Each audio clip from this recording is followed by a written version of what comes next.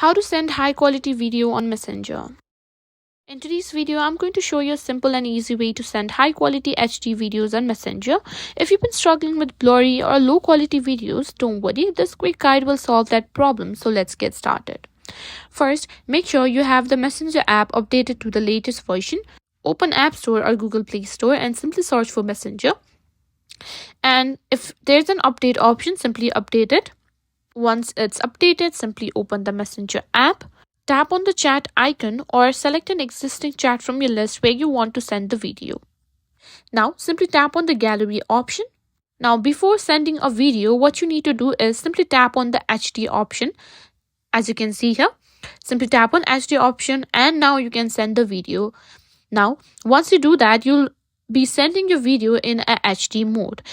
Before you send a video, make sure you're connected to a stable Wi-Fi or 4G or 5G network. Sending videos over a strong connection helps maintain their quality.